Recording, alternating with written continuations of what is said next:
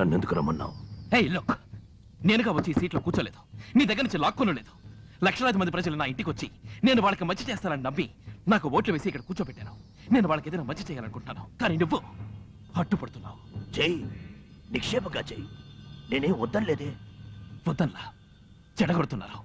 మీరంతా గవర్నమెంట్ని ఎలా పడగొట్టాలని ఆలోచించే తెలివిలో 100వ భాగం ప్రజలకు మంచి చేయడానికి ఉపయోగించినట్టయితే మన దేశం ఎంతో ముందుకెళ్ళేది.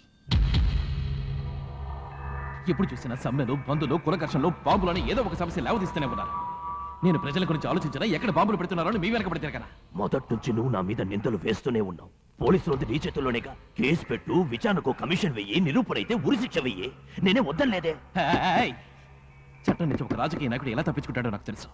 నువ్వు నా దగ్గర నుంచి తప్పించుకోలేవు. నేను నిన్ను చంపుతాను.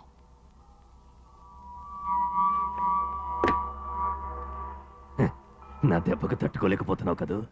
జీవకారుణ్యం దోవల మీద చూపించకూడదు. నేను 30 సంవత్సరాలు రాజకీయాన్ని అవపోసన పట్టిన వాడిని. ఇప్పుడు నేను నీ చోటకొచ్చాను. ఇది బయట అందరికీ తెలుసు. ఇక్కడ నువ్వు నేను మాత్రమే ఉన్నావు. నన్ను చంపి నువ్వంత తేలిక తప్పించుకోలేవు.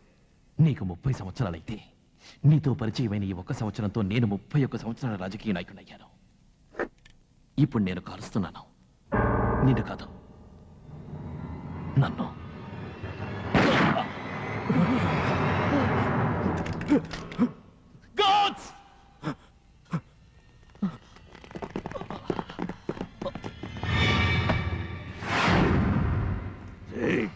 నన్నే మోసం చేస్తావా? చావరా!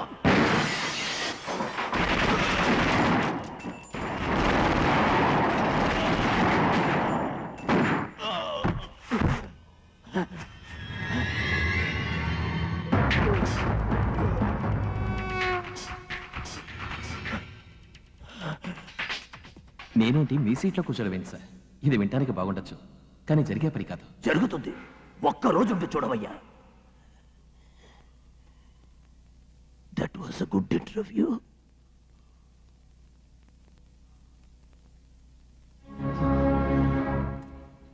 అయ్యో, నువ్వు తప్పుకోవా సార్.